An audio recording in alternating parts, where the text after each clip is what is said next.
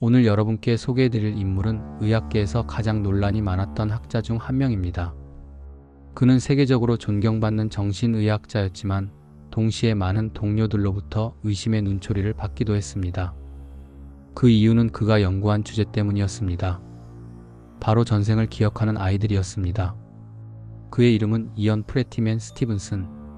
1918년 캐나다에서 태어나 2007년까지 살았던 이 남자는 미국 버지니아 대학교 정신의학과 주임 교수로 재직하며 평생을 한 가지 연구에 바쳤습니다.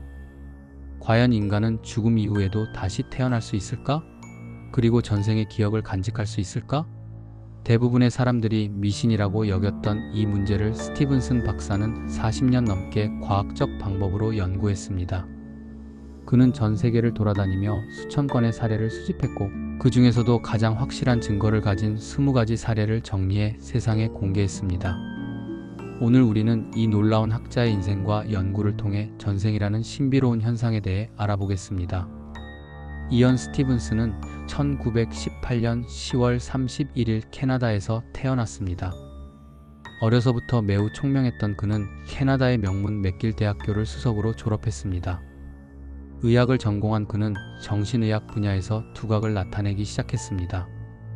1957년 스티븐슨 박사는 미국 버지니아 대학교 정신의학과 교수로 부임했습니다. 당시 그는 이미 정신의학계에서 인정받는 학자였습니다.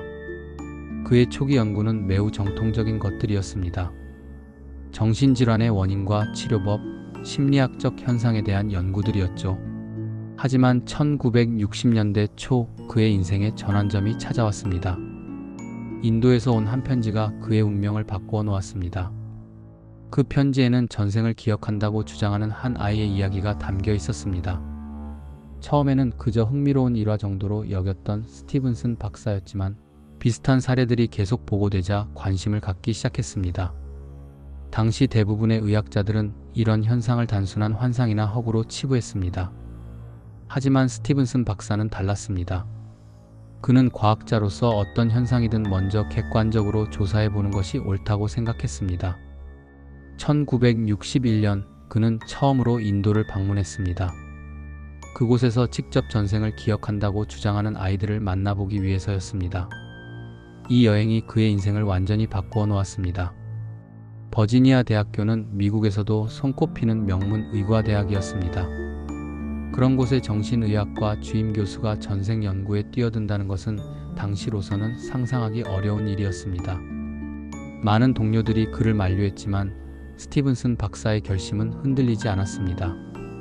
스티븐슨 박사가 다른 연구자들과 구별되는 점은 바로 그의 엄격한 과학적 방법론이었습니다. 그는 전생을 기억한다고 주장하는 아이들의 말을 그냥 믿고 넘어가지 않았습니다. 대신 철저한 검증 과정을 거쳤습니다. 그의 연구 방법은 다음과 같았습니다. 먼저 전생을 기억한다고 주장하는 아이를 찾으면 그 아이가 말하는 모든 정보를 상세히 기록했습니다. 전생에서 살았던 곳, 가족들의 이름, 직업, 사망 원인, 개인적인 경험들까지 모든 것을 빠짐없이 적었습니다. 그 다음에는 그 정보들이 실제로 존재했던 인물과 일치하는지 확인하는 작업을 했습니다. 출생 기록, 사망 기록, 지역 신문, 목격자들의 증언 등을 모두 조사했습니다. 이 과정에서 가장 중요한 것은 그 아이가 다른 경로로 그 정보를 얻을 수 있었는지를 확인하는 것이었습니다. 만약 그 아이의 가족이나 주변 사람들이 해당 인물에 대해 알고 있었다면 그 사례는 연구 대상에서 제외했습니다. 오직 그 아이가 정상적인 방법으로는 절대 알 수 없는 정보를 정확히 알고 있는 경우만을 연구 대상으로 삼았습니다. 스티븐슨 박사는 또한 여러 명의 독립적인 조사자들을 통해 같은 사례를 검증했습니다. 한 사람의 주관적 판단에 의존하지 않고 여러 사람이 각각 조사한 결과가 일치하는 경우에만 신뢰할 만한 사례로 인정했습니다. 그는 각 사례마다 수십 페이지에 달하는 상세한 보고서를 작성했습니다. 그 보고서에는 아이의 증언, 검증 과정, 확인된 사실들, 그리고 다른 설명 가능성들까지 모두 포함되어 있었습니다. 이런 엄격한 방법론 덕분에 스티븐슨 박사의 연구는 다른 전생 연구들과는 차원이 다른 과학적 신뢰성을 갖게 되었습니다. 그의 논문들은 미국 정신의학학회 학술지와 세계적인 의학 학술지인 랜시대도 게재되었습니다. 물론 회의적인 시각들도 있었습니다. 일부 학자들은 자료의 신빙성을 문제 삼았고 다른 설명 가능성들을 제시하기도 했습니다. 하지만 스티븐슨 박사는 이런 비판들에도 성실하게 응답했고 더욱 엄격한 기준을 적용해 연구를 계속했습니다. 스티븐슨 박사가 수집한 사례들 중에는 정말로 믿기 어려운 것들이 많았습니다. 그 중에서도 가장 놀라운 것들을 몇 가지 소개해드리겠습니다. 인도에서 만난 한 소년의 이야기부터 시작해보겠습니다. 이 아이는 3살 때부터 자신이 전생에 다른 마을에서 살았다고 주장했습니다. 그는 자신의 전생 이름, 가족들의 이름, 집의 모습, 심지어 숨겨둔 돈의 위치까지 정확히 기억하고 있었습니다. 스티븐슨 박사가 그 아이와 함께 그가 말한 마을을 방문했을 때 놀라운 일이 벌어졌습니다. 아이는 아무런 안내를 받지 않고도 자신이 살았다고 주장하는 집을 정확히 찾아냈습니다. 그리고 그 집에는 정말로 아이가 말한 이름의 사람이 살았었고 그 사람은 아이가 태어나기 몇 년 전에 세상을 떠났던 것으로 확인되었습니다. 더욱 놀라운 것은 그 아이가 말한 숨겨둔 돈의 위치였습니다. 아이는 집안의 특정 장소를 정확히 가리켰고 그곳에서 정말로 돈이 발견되었습니다. 그 돈은 죽은 사람이 생전에 숨겨둔 것으로 가족들조차 모르고 있었던 사실이었습니다. 하지만 스티븐슨 박사의 연구에서 가장 충격적인 것은 신체적 특징의 일치였습니다. 많은 아이들이 전생에서 입었다고 주장하는 상처와 정확히 같은 위치의 출생 기형이나 흉터를 갖고 있었습니다. 예를 들어 한 아이는 전생에 총에 맞아 죽었다고 주장했는데 실제로 그 아이의 몸에는 총상과 같은 모양의 출생 기형이 있었습니다. 그것도 한 개가 아니라 총알이 들어간 곳과 나간 곳에 해당하는 2개의 흉터가 있었습니다. 스리랑카에서 만난 한 소녀는 전생에 버스 사고로 머리를 다쳐 죽었다고 주장했습니다. 그 소녀의 머리에는 출생 시부터 큰 흉터가 있었는데 그 모양이 정확히 버스 사고로 인한 외상과 일치했습니다. 더욱 놀라운 것은 그 소녀가 말한 전생 인물의 부검 기록을 확인해 본 결과 실제로 같은 위치에 같은 모양의 상처가 있었다는 것이었습니다. 레바논에서 만난 한 소녀는 전생에 권총으로 목을 쏘아 자살했다고 주장했습니다. 그 소년의 목에는 출생 시부터 총상 같은 흉터가 있었고 실제로 그가 말한 전생 인물은 같은 방식으로 자살한 것으로 확인되었습니다. 이런 신체적 증거들은 다른 방법으로는 설명하기 어려운 것들이었습니다. 태어나기 전에 어떻게 그런 특정한 위치에 그런 모양의 흉터를 가질 수 있을까요? 우연의 일치라고 하기에는 너무나 정확했습니다. 스티븐슨 박사는 이런 사례들을 수백 건 이상 수집했습니다.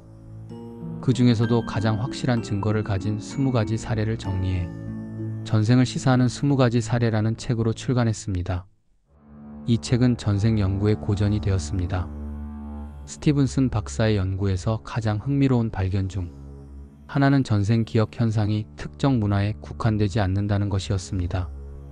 처음에는 윤회를 믿는 힌두교나 불교 문화권에서만 나타나는 현상이라고 생각했지만 연구를 진행하면서 그렇지 않다는 것을 알게 되었습니다. 인도, 스리랑카, 미얀마 같은 윤회를 믿는 문화권에서는 당연히 많은 사례들이 발견되었습니다. 하지만 놀랍게도 윤회를 믿지 않는 문화권에서도 비슷한 현상들이 나타났습니다. 레바논의 기독교 지역에서도 전생을 기억하는 아이들이 발견되었습니다. 이 지역의 사람들은 윤회를 믿지 않음에도 불구하고 아이들은 전생의 기억을 생생하게 간직하고 있었습니다. 심지어 그 아이들의 부모들은 처음에 이런 이야기들을 믿지 않으려 했습니다. 터키의 이슬람 지역에서도 마찬가지였습니다. 이슬람은 윤회를 인정하지 않는 종교임에도 불구하고 터키의 아이들 중에서도 전생을 기억하는 경우들이 발견되었습니다.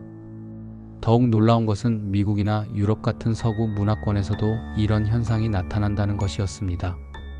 스티븐슨 박사의 후계자인 짐 터커 박사는 특히 미국 아이들의 전생 기억 사례들을 연구했는데 그 결과는 매우 흥미로웠습니다. 이런 발견은 전생 기억 현상이 문화적 학습이나 종교적 믿음의 결과가 아닐 수 있음을 시사했습니다. 만약 단순히 종교나 문화의 영향이라면 윤회를 믿지 않는 문화권에서는 이런 현상이 나타나지 않아야 합니다. 스티븐슨 박사는 또한 흥미로운 패턴들을 발견했습니다. 전생을 기억하는 아이들의 대부분이 2세에서 5세 사이에 그런 기억들을 이야기하기 시작한다는 것이었습니다. 그리고 7세를 넘어가면서 그런 기억들이 점차 사라진다는 공통점도 있었습니다. 또한 통계적으로 전생을 기억하는 아이들 중 60% 이상이 급작스러운 죽음을 당했다고 주장한다는 것도 발견했습니다. 자연사보다는 사고사, 자살, 살인 등으로 갑작스럽게 세상을 떠난 경우가 압도적으로 많았습니다. 전생에서 다시 태어나기까지의 기간도 평균 16개월 정도로 비교적 짧았습니다. 하지만 때로는 수십 년, 심지어 수백 년 전의 기억을 간직한 경우도 있었습니다.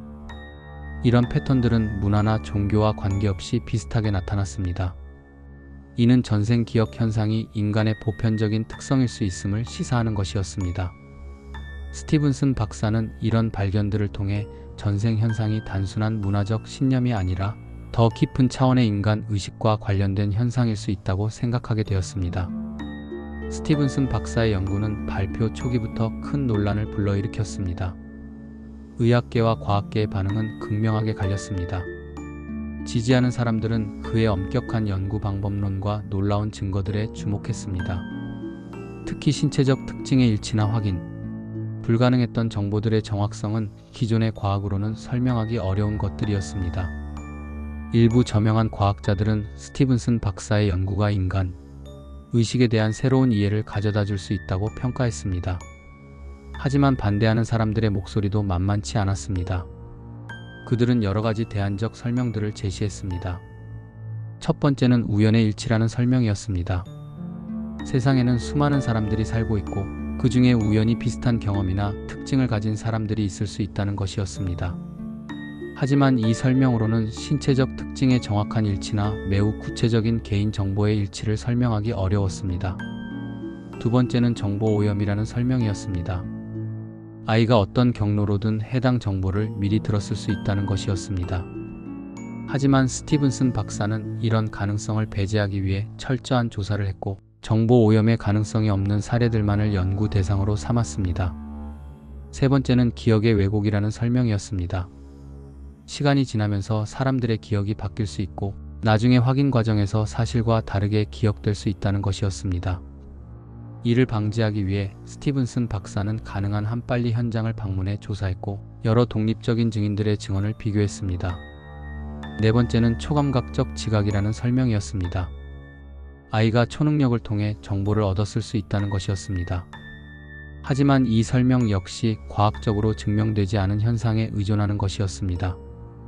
가장 강력한 비판은 연구의 재현성 문제였습니다. 과학적 연구는 다른 연구자들이 같은 방법으로 같은 결과를 얻을 수 있어야 하는데 전생 기억 연구는 그런 재현성을 확보하기 어렵다는 것이었습니다. 이런 비판들에도 불구하고 스티븐슨 박사는 연구를 멈추지 않았습니다. 그는 더욱 엄격한 기준을 적용했고 비판자들의 지적을 받아들여 연구 방법을 개선했습니다. 특히 그는 자신의 연구가 전생의 존재를 확실히 증명한다고 주장하지 않았습니다. 대신 전생을 시사하는 증거라고 신중하게 표현했습니다. 그는 과학자로서 겸손한 자세를 잃지 않았습니다. 1977년 한 기자가 환생의 존재를 믿는지 물었을 때 스티븐슨 박사는 이렇게 답했습니다. 학자의 양심을 걸고 환생의 존재를 믿는다. 하지만 이것이 확실한 증거라고 단정할 수는 없다. 더 깊은 연구가 필요한 미지의 현상이라고 봐야 한다. 이 한마디에서 우리는 진정한 과학자의 자세를 엿볼 수 있습니다. 스티븐슨 박사는 40년 넘는 연구 기간 동안 끊임없이 자신의 방법론을 개선해 나갔습니다. 초기에는 단순히 아이들의 증언을 기록하고 확인하는 수준이었지만 점차 더욱 정교하고 체계적인 방법들을 개발했습니다. 1970년대부터는 사진 자료를 적극적으로 활용하기 시작했습니다. 아이들이 전생 인물을 알아보는지 확인하기 위해 여러 사람의 사진을 섞어서 보여주는 방법을 사용했습니다. 놀랍게도 많은 아이들이 수십 장의 사진 중에서 자신의 전생이라고 주장하는 인물의 사진을 정확히 골라냈습니다. 1980년대에는 물건 식별 테스트를 도입했습니다. 전생 인물의 소유품들과 비슷한 다른 물건들을 섞어놓고 아이들이 어떤 것을 선택하는지 관찰했습니다. 티베트의 달라이 라마 선발 과정과 비슷한 방법이었습니다. 이 테스트에서도 놀라운 결과들이 나타났습니다. 스티븐슨 박사는 또한 의학적 검증을 강화했습니다. 신체적 흉터나 기형의 경우 의료진의 정밀 검사를 통해 그 원인을 분석했습니다. 전생에서의 상처와 현생의 흉터가 정말로 일치하는지 해부학적으로 검증했습니다. 1990년대부터는 통계적 분석을 본격적으로 도입했습니다. 수집된 사례들의 패턴을 분석해 일반적인 특징들을 찾아냈습니다. 이를 통해 전생 기억 현상의 보편적 특성들을 규명할 수 있었습니다. 그는 또한 장기적 추적 조사를 실시했습니다. 한 번 조사한 아이들을 몇 년 후에 다시 만나 그들의 기억이 어떻게 변화하는지 관찰했습니다. 대부분의 아이들이 성장하면서 전생 기억을 잃어버린다는 것을 확인할 수 있었습니다. 스티븐슨 박사는 연구의 객관성을 높이기 위해 여러 조사자들로 구성된 팀을 운영했습니다. 한 사례를 여러 사람이 독립적으로 조사해 결과를 비교했습니다. 이를 통해 개인적 편견이나 오류의 가능성을 최소화했습니다. 그는 또한 반대 증거들도 적극적으로 찾았습니다. 아이들의 주장이 틀린 경우나 다른 설명이 가능한 경우들도 솔직하게 기록했습니다. 이런 투명한 자세는 그의 연구에 대한 신뢰성을 높였습니다. 1990년대 후반부터는 컴퓨터 데이터베이스를 구축해 수천 건의 사례들을 체계적으로 관리했습니다. 이를 통해 더 정밀한 통계 분석이 가능해졌고 새로운 패턴들을 발견할 수 있었습니다. 스티븐슨 박사는 또한 다른 분야의 전문가들과 협력했습니다. 인류학자들, 언어학자들, 법의학자들과 함께 다각도로 사례들을 검증했습니다. 특히 제노글롯이 연구에서는 언어학자들의 도움을 받아 아이들이 배운 적 없는 언어를 사용하는 현상을 분석했습니다. 이런 지속적인 방법론 개선을 통해 스티븐슨 박사의 연구는 점점 더 과학적 신뢰성을 갖게 되었습니다. 그의 나중 연구들은 초기 연구들보다 훨씬 엄격한 기준을 적용했고 비판자들의 지적사항들을 상당 부분 해결할 수 있었습니다. 스티븐슨 박사가 연구한 수천 건의 사례 중에서도 특히 인상적인 몇 가지를 자세히 살펴보겠습니다. 첫 번째는 인도의 샨티 데비라는 소녀의 사례입니다. 1926년 델리에서 태어난 이 소녀는 4살 때부터 자신이 마투라라는 도시에서 살았다고 주장했습니다. 그녀는 전생에서 자신의 이름이 루기 데비였고 남편의 이름은 케다르 나트였다고 말했습니다. 샨티 데비는 마투라의 거리와 집의 구조를 정확히 묘사했습니다. 심지어 그곳에 숨겨둔 돈의 위치까지 알고 있다고 했습니다. 가족들이 처음에는 믿지 않았지만 아이의 주장이 너무 구체적이어서 결국 조사를 시작했습니다. 놀랍게도 마투라에는 정말로 루기 데비라는 여성이 살았었고 그녀는 출산 중 합병증으로 샨티 데비가 태어나기 1년 전에 세상을 떠났습니다. 더욱 놀라운 것은 샨티 데비가 마투라를 방문했을 때 일어난 일들이었습니다. 샨티 데비는 아무런 안내 없이도 루기 데비의 집을 정확히 찾아냈습니다. 그리고 루기 데비의 남편 케다르 나트와 시아버지를 만나자마자 알아보았습니다.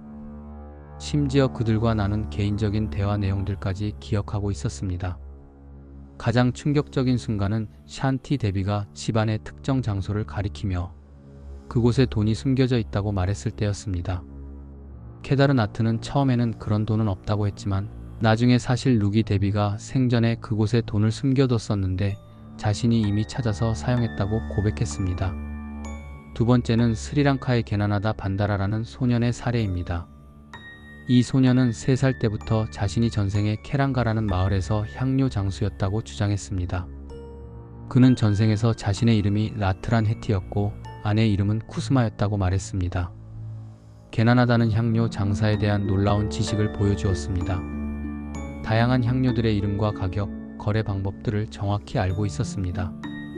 또한 케랑가 마을의 지리와 그곳 사람들에 대한 상세한 정보를 갖고 있었습니다. 조사 결과 케랑가에는 정말로 라트란 헤티라는 향료 장수가 있었고 그는 게나나다가 태어나기 몇 년 전에 결핵으로 사망했습니다. 게나나다가 케랑가를 방문했을 때 그는 라트란 헤티의 가게와 집을 정확히 찾아냈고 그의 아내 쿠스마를 만나자마자 알아보았습니다. 더욱 놀라운 것은 게나나다가 라트란 헤티만이 알 수 있는 사업상의 비밀들을 알고 있었다는 것입니다. 예를 들어 특정 고객에게 외상으로 판 향료의 양이나 다른 장수들과의 거래 내용 등을 정확히 기억하고 있었습니다. 세 번째는 레바논의 이마드 엘라와르라는 소년의 사례입니다. 이 소년은 기독교 가정에서 태어났는데 윤회를 믿지 않는 문화권임에도 불구하고 전생 기억을 생생하게 간직하고 있었습니다. 이마드는 자신이 전생에 키프리아라는 마을에서 살았고 이름은 이브라힘 부하미디였다고 주장했습니다.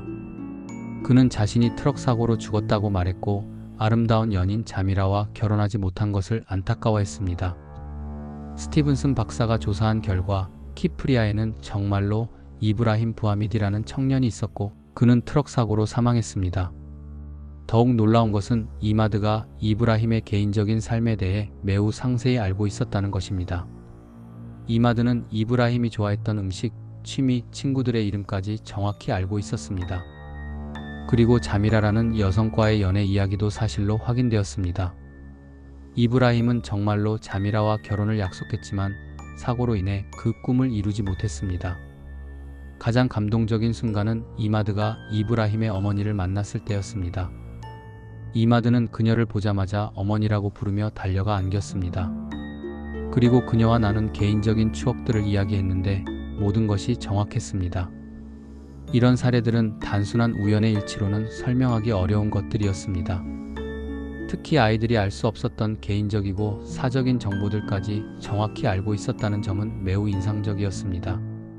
스티븐슨 박사의 연구에서 가장 주목받는 부분은 바로 신체적 증거였습니다. 많은 아이들이 전생에서 입었다고 주장하는 상처와 정확히 같은 위치의 출생 기형이나 흉터를 갖고 있었습니다. 이런 현상은 우연의 일치로 설명하기가 매우 어려웠습니다. 특정한 위치에 특정한 모양의 흉터가 나타날 확률은 수학적으로 계산해봐도 극히 낮았습니다. 미얀마의 한 소녀는 전생에 코끼리에게 밝혀 죽었다고 주장했습니다. 그 소년의 가슴에는 출생 시부터 코끼리 발가락 모양과 비슷한 함몰된 흉터가 여러 개 있었습니다. 조사 결과 그 소년이 말한 전생 인물은 정말로 코끼리 사고로 사망했고 부검 기록에 따르면 가슴 부위에 코끼리 발가락에 의한 외상이 있었다고 기록되어 있었습니다.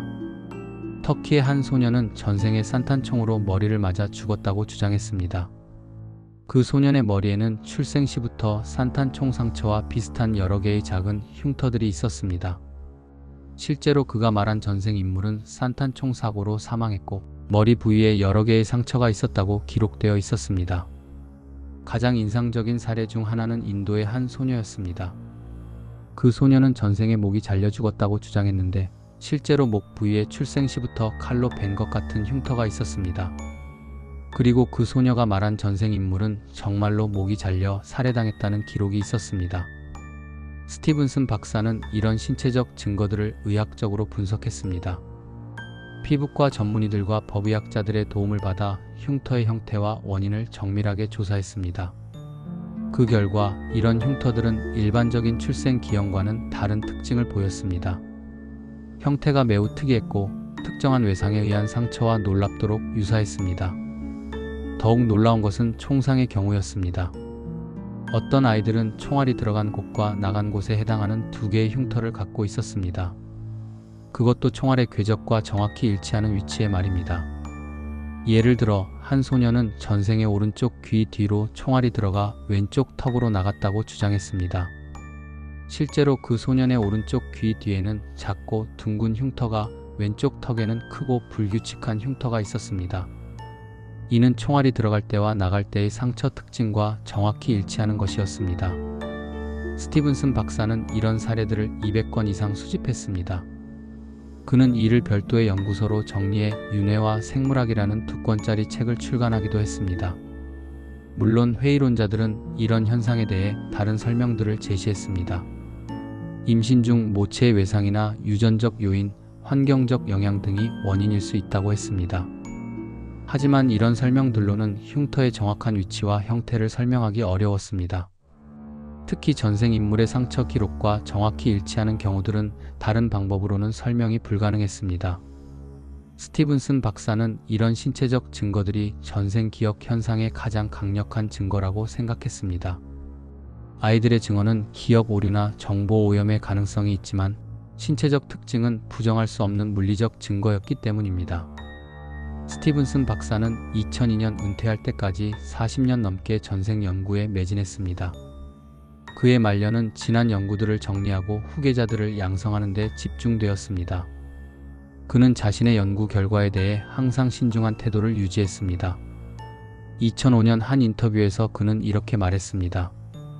나는 40년 동안 이 연구를 해왔지만 여전히 확실한 답을 갖고 있지는 않습니다. 다만 이런 현상들이 단순한 우연이나 착각으로는 설명되지 않는다는 것은 분명합니다. 그는 또한 자신의 연구가 완벽하지 않다는 점을 인정했습니다. 과학은 절대적 진실을 찾는 것이 아니라 점점 더 나은 설명을 찾아가는 과정입니다. 나의 연구도 그런 과정의 일부일 뿐입니다. 스티븐슨 박사는 후계자 양성에도 힘썼습니다. 그 중에서도 가장 주목받는 인물이 짐 터커 박사입니다. 터커 박사는 스티븐슨 박사의 연구 방법을 이어받으면서도 새로운 접근법들을 개발했습니다. 특히 터커 박사는 서구 문화권의 아이들을 중심으로 연구를 확장했습니다. 윤회를 믿지 않는 문화권에서도 전생 기억 현상이 나타난다는 것을 확인했습니다. 이는 이 현상이 문화적 학습의 결과가 아닐 수 있음을 시사하는 중요한 발견이었습니다. 스티븐슨 박사는 또한 연구의 한계점들을 솔직하게 인정했습니다. 전생 기억 현상이 실제로 무엇을 의미하는지에 대해서는 여러 가지 해석이 가능하다고 했습니다. 그는 세 가지 주요 가설을 제시했습니다. 첫째는 실제 윤회가 일어난다는 것, 둘째는 일종의 초감각적 지각 현상이라는 것, 셋째는 아직 알려지지 않은 다른 메커니즘이 작동한다는 것이었습니다. 그는 이 중 어느 것이 정답인지 단정하지 않았습니다. 대신 더 많은 연구와 증거가 필요하다고 강조했습니다. 스티븐슨 박사의 연구는 의식 연구 분야에 큰 영향을 미쳤습니다. 많은 과학자들이 그의 연구에 영감을 받아 의식의 본질에 대한 새로운 연구를 시작했습니다. 그는 2007년 2월 8일 89세의 나이로 세상을 떠났습니다.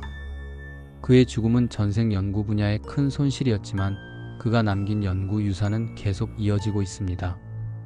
그의 제자들과 후계자들은 현재도 전생 기억 연구를 계속하고 있습니다. 더 정교한 방법론과 새로운 기술들을 활용해 이 신비로운 현상의 비밀을 풀어나가고 있습니다. 스티븐슨 박사가 세상을 떠날 때 남긴 마지막 인터뷰에서 그는 이렇게 말했습니다. 나는 인간의 의식이 뇌에만 국한되지 않을 수 있다고 생각합니다.